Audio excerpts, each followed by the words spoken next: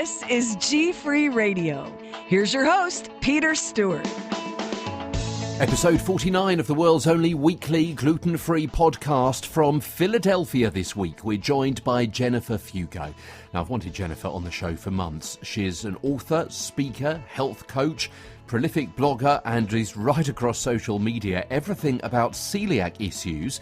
And we managed to coordinate our diaries. And as I say, she's on this week talking to us about her GFree journey and how she's turned her life around and, as they say, made lemonade out of her gluten sensitivity.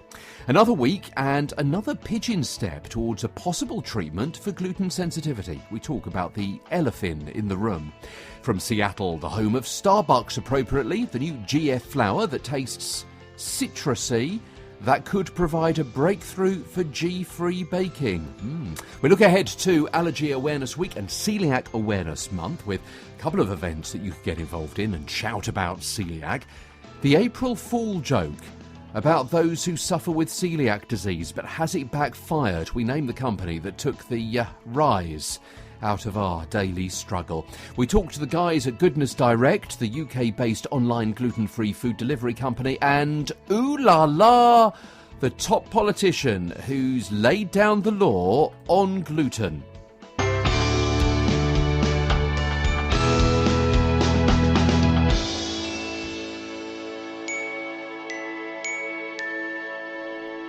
And as we near our very first birthday here at the GFree Radio Show, it's my pleasure to say hello.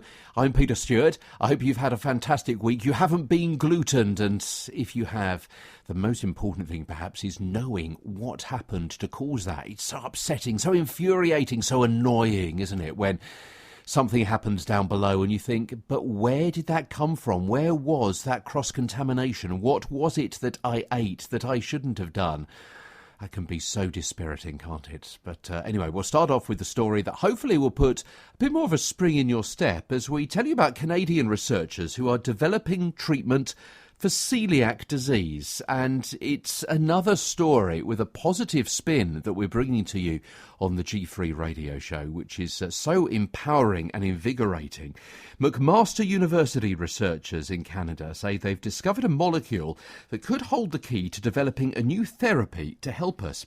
Incidentally, we often talk about America and the UK, and I was looking at the stats this week, and we got listeners across Europe, as you might imagine, but also in Japan and China, Russia. We're pretty big in Russia, which blew my mind. So, hello, Russia. Thanks for joining us. 300,000 Canadians have celiac disease. That was where I was going with that particular link. 300,000. We don't always give the stats necessarily for the different countries we talk about. They've identified a molecule at McMaster University called elafin, E-L-A-F-I-N, which is found in the gut that could help protect against gluten sensitivity. Let me tell you a little bit more about elafin. It acts as what's being described here as a housekeeper in your gastrointestinal tract. It's released to downgrade inflammation. So when we eat meat, for example, our enzymes break down the protein into amino acids. And in people with celiac disease, like me and possibly like you as well, our enzymes can't break down gluten, and it seeps through the intestinal tract and into the immune system, triggering the celiac disease symptoms that we know and hate. And the thought is that I, and possibly you as well, possibly have a lower level of elafin than most other people. This is how they kind of worked it out. They studied some rats, and they gave the gluten-sensitive group a source of elafin in a food-grade bacteria, and with the extra dosage of elafin, they were much more capable of handling low levels of gluten. Now, we've spoken so many times, haven't we, about different therapies and different treatments and different, inverted commas, cures, which are in the system, being researched around the world, some even in clinical stages. None of them cure people of celiac disease. Typically, they just help to minimise symptoms if small amounts of gluten are eaten. The findings, if you want to read more, they were published in the American Journal of Gastroenterology, and I read about them, picked up via globalnews.ca. We've got a couple of more years to keep our fingers crossed, that hope that more research, more good news comes out of this.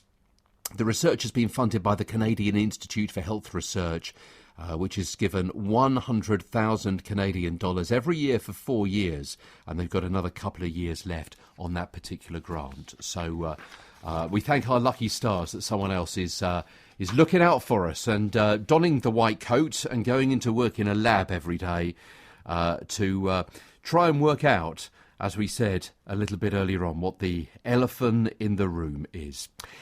This is quite fun as well, that I spotted in the week, a newly developed gluten-free flour. Now, we did a series, didn't we, for a couple of months about various gluten-free grains, gluten-free flours and so on, and went through all sorts of different ones there that you could use in your baking.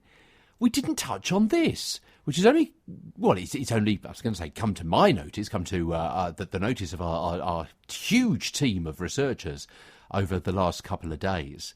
And I think it is pretty new and pretty exciting, certainly intriguing and interesting. And this from the SeattleTimes.com. It's Seattle's latest and perhaps most original contribution to the worship of coffee. A possible flour essentially made out of coffee. Not made out of coffee beans. It's made by grinding the dried pulp of coffee cherries. Coffee cherries are the fleshy coverings of the beans, which are usually thrown out. Now, you may remember when we did our series that we talked about something similar with bananas and banana flour, coming from the skin of bananas, if memory serves.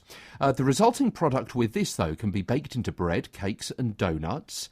And the idea has won the backing of Intellectual Ventures, a big investment firm run by a former Microsoft executive, Nathan Myhrvold, who's a billionaire and a prolific inventor and is a foodie. So it sounds as though potentially it really is going places. Dan Belliveau is a former director of technical services at Starbucks. It all kind of adds together, doesn't it? Really exciting stuff. The coffee flour has 5 times more fibre than the conventional wheat variety, which is always good news for you and I, Keep everything moving properly as it should do. 84% less fat than coconut flour, which is otherwise usually a pretty viable alternative. It would give fresh kale a run for its money because it's got 3 times as much protein per gram. Hey! Quick round of applause from me in the studio. I'm here alone. They're clapping through the glass in the production room. It's gluten-free. Now, you may be thinking, I don't actually want my bread to taste of coffee. Coffee flour doesn't taste like coffee. It's got a more floral, citrus and roasted fruit type note, apparently. Okay, we'll scrub that one off. You're now probably thinking, okay, when I have my sandwich at lunchtime, I don't want to be running around the office all afternoon because I've got some kind of caffeine high. This comes from coffee. May have a little bit of a caffeine jolt, not much. A typical serving, for example, in a sandwich, using bread made with 25% coffee flour, has approximately the caffeine content of 1/8 of a cup of brewed coffee. But they are still working on a decaffeinated version as well. And of course, all this comes at pretty much a time of crisis in the coffee market, because there have been some pretty wild swings in price over the last several months. And also, I don't know whether you've heard of this. I mean, that's really down to coffee rust. It's a disease. It's caused huge problems for many coffee farmers, especially in Central America, where they've got some of the best coffee beans. The executives behind this particular idea about the coffee flour say their venture could give coffee farmers an extra source of revenue and make coffee production more environmentally palatable by making a food ingredient out of undesired waste that is normally left to rot. They say up to 8 billion pounds of coffee flour could be produced worldwide every year. That's a lot of flour. In fact, it's about equal to about a fifth of the wheat flour consumed in the US in 2011. Early experiment. Oh, yes, I said, didn't I, at the start of this particular item, about how you could cook with this. So, exactly in what way? This is really intriguing stuff. What they've done is they try to create a sponge cake that they would usually, kind of an almond flour recipe, but they made it 100% out of coffee flour. They say the taste was excellent, but the mouthfeel and consistency was far too intense. Pasta made out of 100% coffee flour was terribly brittle and dry. So they dialed the coffee flour component down to a quarter rather than 100%. They added some almonds, eggs, and a few other flours as well to make some different kind of proportions, a different kind of mix. And they did a lot of experimentation. What they're working out is it takes an awful lot of milk and moisture needed because the high fibre content soaked up all the moisture. And bread, inevitably, was the hardest to figure out. But they're getting there. They're getting there. It can't be found on the shelves at the moment. They expect that they're going to produce between 350,000 and 400,000 pounds of flour this year, 2 to 3 million pounds in 2015, and then they'll start launching various products. And they see coffee flour as a supplement to other flours, not a full replacement. Unlike many gluten-free flours, it has good binding qualities. So ups and downs there. Some really interesting stuff. I talked about that for several minutes, but I hope you agree that that is really intriguing, really exciting, really different. Yeah, we've spoken about so many of these other different flours. You know, the teff flour, for example, which I know is just kind of coming through into mass market, if you like. But coffee flour, intriguing stuff. Going to look out for that. Finally. Oh, we hear from Jennifer, my new best friend, Jennifer Fugo, in a few moments' time. She's full of beans, coffee or otherwise. So she's on the programme in a couple of ticks, a couple of shakes of the Easter lamb's tail. We really liked seeing this in the week as well. France's new Prime Minister, Manuel Valls, is known for his abrasive, tough-talking style. He's wasted no time in proving that to the chefs at his official Paris residence, who is made aware of his strict dietary requirements. Now, I don't know, broad brush strokes here. French chefs have got a bit of a reputation, haven't they, of being a little bit demanding, perhaps, maybe a little bit intolerant of dietary requirements or preferences. But Manuel Valls has said he's banned fish. He's told chefs he only eats red meat. And also, the new French Prime Minister has a gluten intolerance. And we spotted this in Le Figaro this week. And they pointed out that'll rule him out of several classic French desserts like lemon meringue pie, as well as certain biscuits, cakes, breads and other products. Oh, the various French fancies and so on in the pâtisserie. Interesting. The various cakes and gâteaux. Lemon meringue pie. Is that French? We love lemon meringue pie in the UK. But also I thought the Americans claimed lemon meringue pie along with apple pie and key lime pie. But if you're in Canada or somewhere else in the world, you may say, no, that's ours. That's ours. And the Prime Minister joins a growing number of French eaters who won't eat certain products unless they're gluten-free. In France, 500,000 people reportedly live with a gluten intolerance, and it's seen sales of gluten-free products grow tenfold since 2008. Isn't that just the way of it? You wait for weeks to find the percentage, the ratio, the number of people who are gluten-free in various countries around the world, and then within the first 12 and a half minutes of this episode, you get two stats, one after another. Follow us on Twitter. We're at GFree Radio. Write to us, gfreeradio@hotmail.com. We'd love to hear from you, particularly if you're a blogger anywhere in the world who's writing some fantastic stuff about living life gluten-free or as a celiac, maybe what the problems are. Maybe you've come up with a fantastic list about shopping or travelling or eating.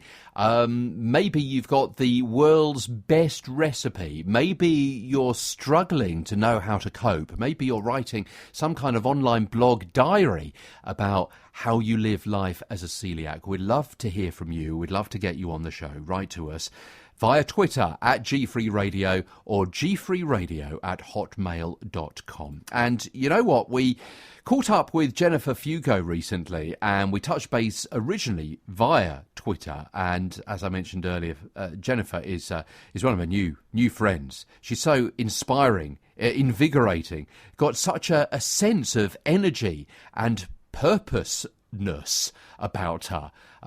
She's absolutely fantastic. She's a bit of a live wire, is Jennifer, and I love her for that.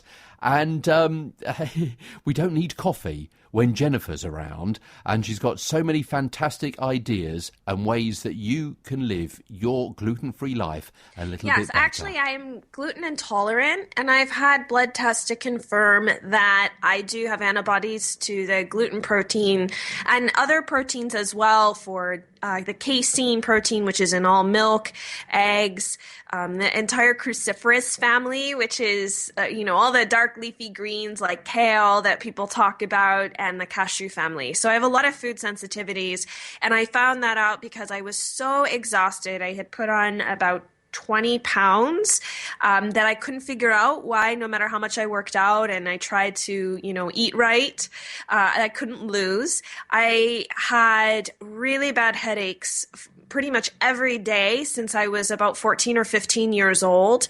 And I just, honestly, I had so many digestive problems, but I didn't connect the digestive problems with anything else. And lo and behold, it turns out that everything was connected to food. And how old were you when you were going through this? Because looking at your picture, as I speak to you on Skype, it looks as though you're about 21, Jennifer. No, not at all, but thank you. I was 28 years old when I found out that I had all these issues, and that was about 6 years ago. Okay, so, and since then, in fact, just thinking back to what you were saying about lethargy being a bit of a problem and putting on weight, half of that is similar to me. I know why I was putting on weight, and it was too much in and not enough out. But lethargy was the thing with me as well. And those can kind of go hand in hand, can't they? Because if you're eating the wrong stuff, then you're putting on weight, and also it's going to make you feel sluggish anyway, even if you don't have celiac disease or you're gluten intolerant. Absolutely. I mean, for me, my lethargy was to the point where I could not wake up in the morning. My husband couldn't wake me up. He would shake me and say after like 9, 10, or 11 hours, you have to get up and go to work. You can't keep sleeping. So I had become so tired and so sort of listless that I really wasn't able to function. I don't know how else to describe it other than old. I felt really, really old at an age where you shouldn't feel that way. And how was that affecting your life? How was that affecting your work when you managed to struggle in? Well, my productivity in my work suffered. I had been working a couple of different jobs at that point, and I had no desire to get out of bed and go to the gym to work out.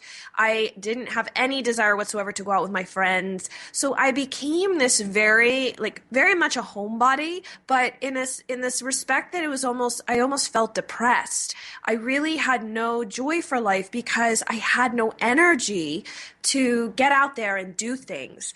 And as a result of that, I just couldn't function. Like, it wasn't a good space for me personally to be in. I'm very energetic. I don't consume any caffeine, and I have energy when I wake up in the morning. It's a very wonderful state of being. But that was probably one of the lowest points of my life, especially in my later 20s, to be experiencing something like that. And so did you self-diagnose or did you go to a health professional? How did that come about? How did the big change happen? Well, the big change happened because my cousin is in the healthcare, the more holistic healthcare industry in Los Angeles, California. And she suggested that I go see a friend of hers because of the exhaustion that I was experiencing. Except when and she was a nutritionist, I should say that. So when the nutritionist looked over all of my paperwork, she noticed that all of these different symptoms, which I had never put together, and then looking at my diet, she's like, you eat so much whole grain bread and pasta and, everything was whole grains, but it was still a lot of wheat at every single meal. And my diet was predominantly wheat, dairy of some sort, and eggs. I ate a lot of those three things, which all ironically I ended up sensitive to. And she asked me for a 3-week period to take gluten out, just gluten. And I did that. And within 3 days, it was like my entire system had changed. I felt so much better. I had so much more energy. I wasn't getting these immediate need to run to the bathroom because I was just like, I have to go now or we're going to have a problem. I just felt so much better. And even my husband had noticed that I was different. And he's like, whatever you're doing, keep it up. Except I would, on rare occasion, get kind of really sick to my stomach. And when I expressed that to her, she suggested we do blood testing. And that was how I determined all of the other food sensitivities in addition to gluten. And then when you introduced the world to the new Jennifer, you decided to make a bit of a career out of this and investigate a little bit more and help other people. Absolutely. And you know what? One of the nicest things is that I had to figure this out on my own. And in the early days, in 2008, there wasn't a whole lot of resources out there. I come from an Italian family, so my tradition is to eat pasta and bread. And so how did I go from eating the way that I used to eat to making a complete change in a very short period of time? And so a lot of people that I work with are in that same boat. They don't know how to make the transition from point A to point, G, as in gluten-free, and they need someone to hold their hand. And that's what I'm really good at doing, and breaking things down and simplifying the process for people. So what do you call yourself? What is your title for what you do? Well, I'm currently a gluten-free health coach. I am in the process of going back to school to get a master's in nutrition to become a nutritionist, because I would like to deal with issues that are a little deeper than what I can help people with. But right now, I really focus on connecting people with the answers to help make the lifestyle happen. So it's more about learning how to clean out your kitchen. Where are the hiding spots that gluten can pop up and end up making you sick throughout your entire home or your place of work or school? How do you work through being bullied or talking to your family? So it's a lot more lifestyle based, and getting people in the kitchen and cooking. I think that's a really important part of it, rather than diagnosing people. That's not something that I currently do. But it is a whole lifestyle change, isn't it? As you say, it's not just the menu. It's a way of life. It's educating yourself. It's educating your friends, your family, your workmates as well into what you can and can't eat, and also why. I think one of the biggest problems is that people don't realize that gluten is in so much. And it's not necessarily that you can make your friend who has like celiac disease, for example, a pie. Oh, well, I didn't put any glutinous ingredients in the pie. The problem is that there may still be contamination or particles of gluten on the pie shell that you've previously used to bake the pie with wheat flour. There may be particles in the spatulas and other kitchen utensils that you've used. Your countertop might not be clean enough. Your oven could have particles of wheat that are floating around in it every time you bake the pie. So people don't realize that there's so many different areas that contamination can happen. It can be in soaps, in hand lotions, in your pet food, it's in chapstick and other lipsticks and other makeup products. It's in everything. So for people to say that it's a very simple transition, they don't fully understand all of the spots that gluten can hide. And that's really problematic for someone that needs to get it out. They need to look deeper. They need to go through the process, as annoying and maybe it seems a little overzealous at times, but it is really important so that their immune system and their body can properly calm down and heal. And we'll continue our chat with Jennifer Fugo in next week's edition of the GFree radio show, and I make that going to be episode 50. It is the world's only weekly gluten-free podcast for you if you're a celiac, whichever way you spell it, whichever country you're in, or maybe you're suffering from gluten sensitivity, or maybe you've decided to go gluten-free just because you want to lose a little bit of weight, or you're waiting for a little bit of diagnosis and you're wondering what the whole thing is about. Thank you so much for listening. If you're listening on whichever platform, and we're via Twitter, and we're also on YouTube, and we're also on iTunes, but our main hosting site for audio is via Spreaker.com. Wherever you go, if there's an opportunity for you to like us, to follow us, to leave a message or a review, we'd love you to do that. Very much indeed. This is very, very brief, just ahead of our next interview, because I've realised time is pressing on in this episode. Time is pressing on. This was interesting. We spotted this in the Times Dispatch, which is a newspaper out of Richmond, Virginia in the US. And one of these question-answer columns in that particular newspaper, I'm looking for host families for 2 exchange students with celiac disease. And you know what? I thought that is a really interesting thing. It's this time of year, isn't it, when an awful lot of students, wherever they are in the world, swap schools, swap families, go to another country, some kind of cultural or language exchange trip, live kind of embedded, if you like, to use that military term, in another family. What happens if you do have some kind of food allergy, like a gluten allergy or gluten sensitivity, especially if you're in a country where the language is different? That must be very concerning for the kid and also the parents as well, and a heck of responsibility for the host family too.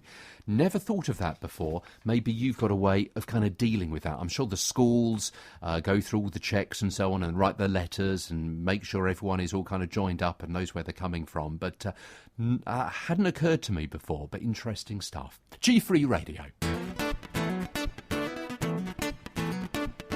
This is GFree Radio. How do you come across new gluten-free food if you're away from a major store, or you're only near one, and every time you go in that's got the same old, same old? Well, what about the online answer? Maybe from Shaka, from Goodness Direct. We're in Aladdin's cave of lots of different products, of thousands of products. We have a warehouse which supplies health food shops, but the customers can also come straight to us, and we can send out the food to them straight deliver it to their door. Because it's really difficult, isn't it, for some of these perhaps smaller companies or foreign companies to get a foothold in on a store shelf at what, the Sainsbury's, the Tesco's of this world. Yeah, that's right. If you really want to find out what the niche products are, who's emerging, then it's good to come onto the website and type in the kind of foods you're looking for, whether it's vegan whipped cream or whatever, something like that, and see if we've got it, because we often do. Okay, now I'm just looking down some of these, and there are several items which I've never seen before. In fact, I didn't even know they existed. For example, just leapt out at me is the strawberry cheesecake, so tell me about that. Oh yeah, that's Mama Cucina. They're quite popular actually, and people like their quiches as well. They're vegan, so no egg, no cheese, no dairy, but still very tasty and very popular. People really love their cheesecake actually. Yeah. And what are some of the other bigger sellers that you've got here? There's a whole range. My eyes almost can't take it all in. We must have, how many different products here? You must have a couple of hundred there on the shelf. Oh my goodness, I don't know how many, but we've got about 8 shelves here full of lots and lots of different products. We've got Escal doing their gluten-free pasta, Big Oz with their cereals, Provamel, Plamil, and so on. So yeah, lots of different products. people like what they see. Because, of course, some people might have their favourite if they're just gluten-free, I mean only or purely gluten-free, but a lot of times people have a couple of different allergies, don't they? Yes. So you're looking for things, I'm just looking up here, so the egg replacer, for example, and a couple of examples of things like that. Yeah, there's also the wheat-free, dairy-free. Lots of people ask about the egg replacer, actually. It's quite interesting. Orgran do a really good one. We've got a few different brands who make it, and you can bake with it as well, so you can get it into your cakes and so on. It's very useful.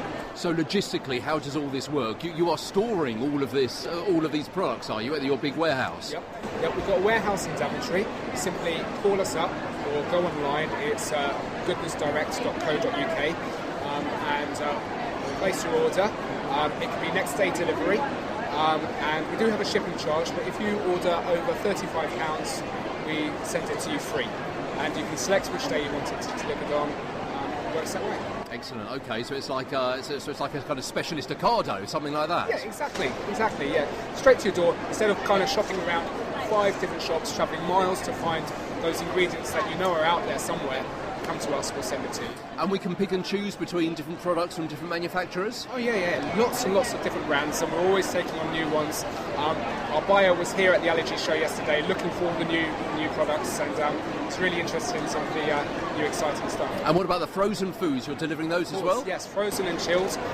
We deliver those to your door, and you don't have to worry about it melting. It stays frozen for 36 hours, and we'll get out to you.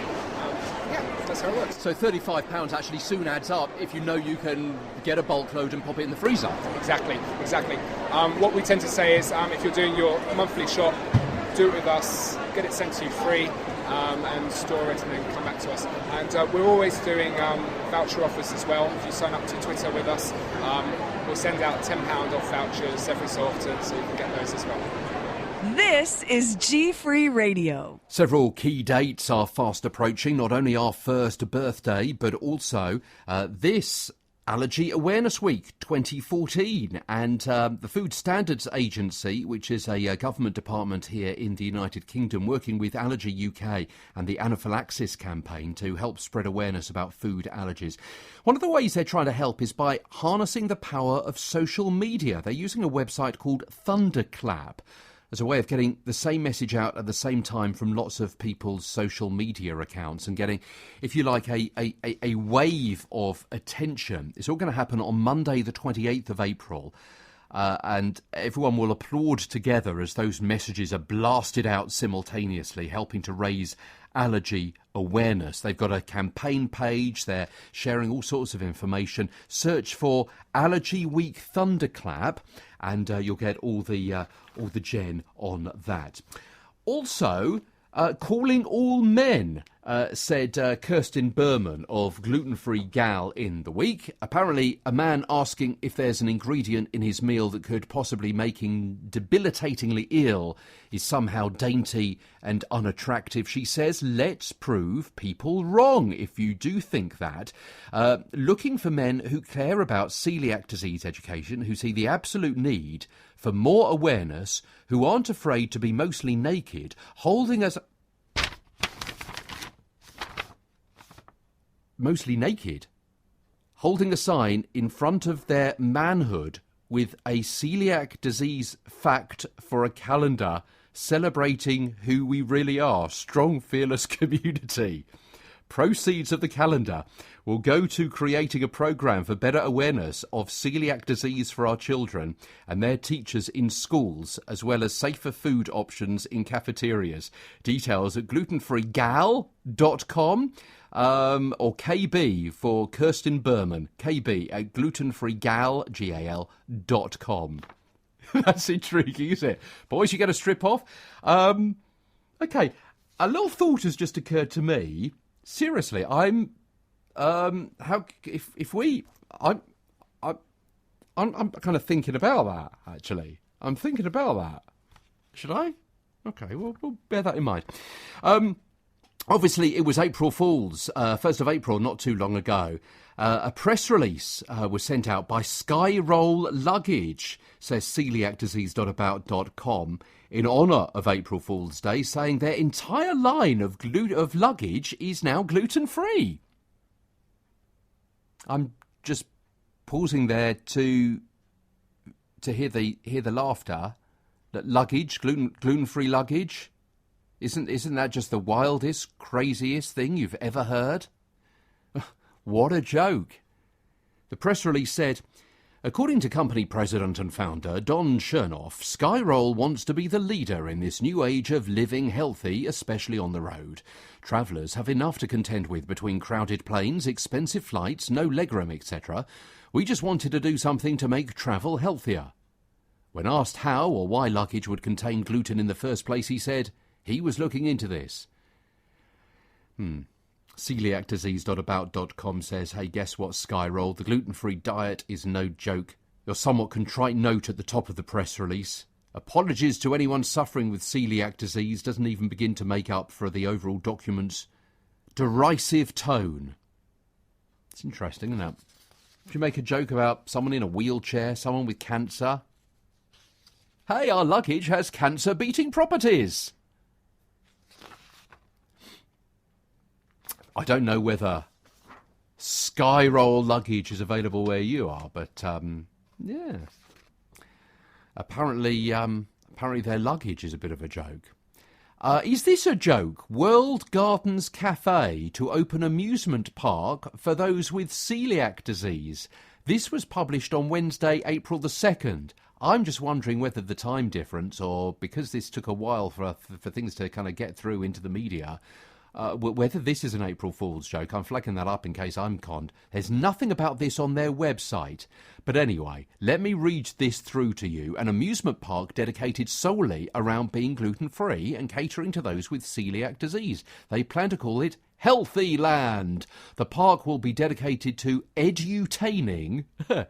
educating while entertaining children about healthy eating. We plan on having roller coasters shaped as vegetables, cartoon characters dressed up as superfoods like avocados and coconuts.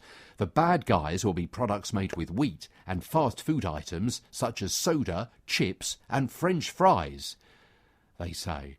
The new theme park will be in California, over 14 acres, 23 attractions, and open early summer 2015.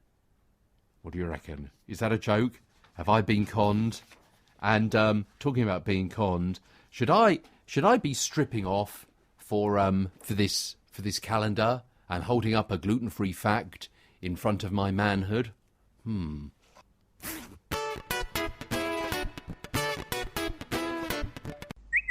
Tweets of the week here, courtesy of GFree Radio. So if you've sent a particularly fantastic, pithy one-liner, 140 characters, maybe you've linked to something which has been fantastic, which caught our attention this week, you may get a mention here. So forgive us if we put out a little bit of praise in this as well, because we've been called wonderful GFree Radio by Ali Witcher and also Ashted Osteopathy. So thank you guys. Oh, and also Sally Griffith as well.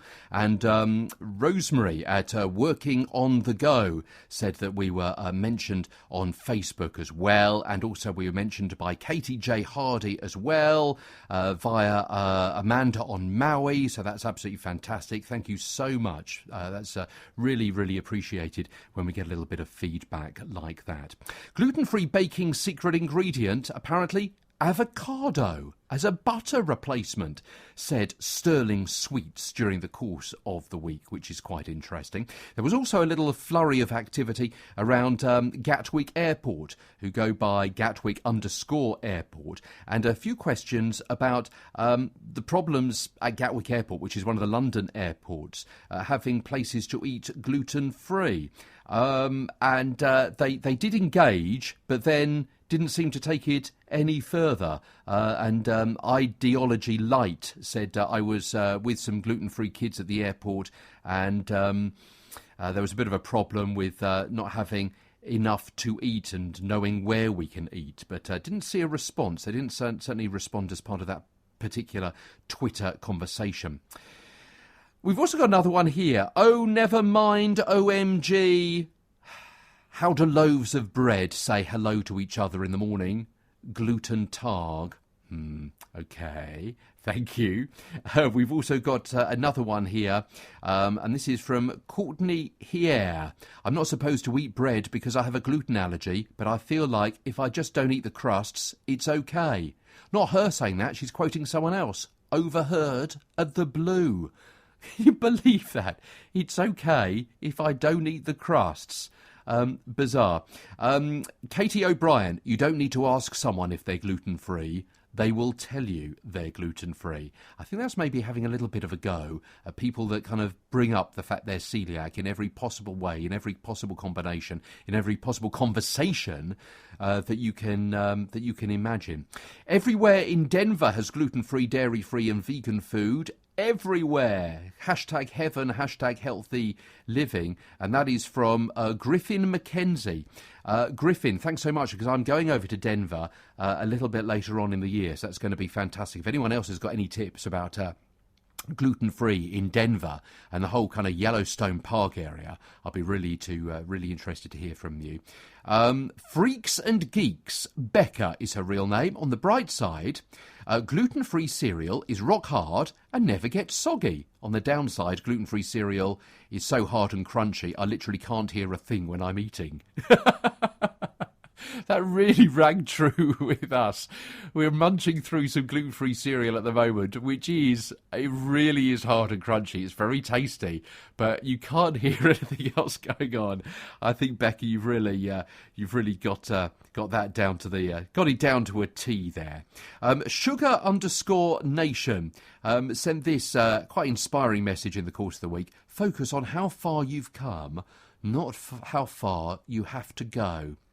Gluten-free girl MS. Did you know United, the airline, carries a new line of gluten-free snacks? So nice to have choices when flying.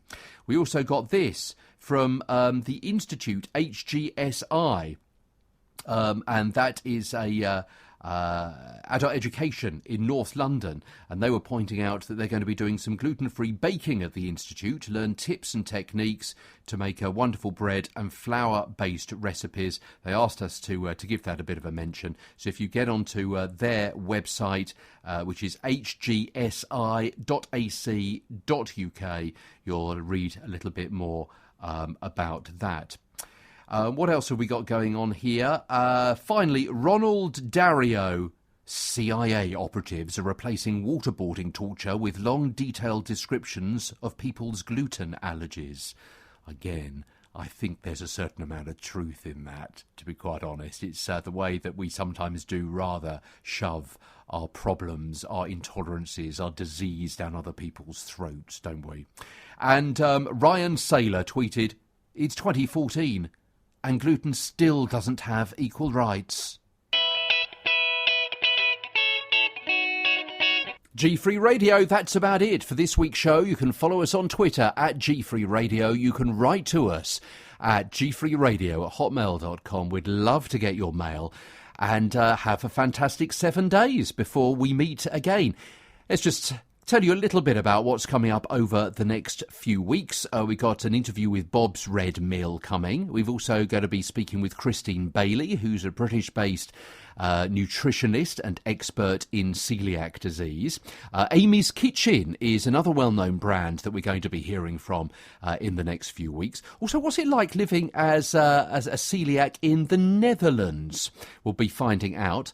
And also, in a few weeks' time, we're going to be concentrating, having one episode where we talk to 2 or 3 small companies, really kind of home bakers, little cafes, things like that. And also we're going to be following that up in the very next week after that with some of the biggest multinational names in gluten-free food provision. And of course, don't forget, we're going to be at the UK Allergy and Free From show, which is on the 4th, 5th and 6th of July. We'll be recording more there. We'll be reporting back from there as well.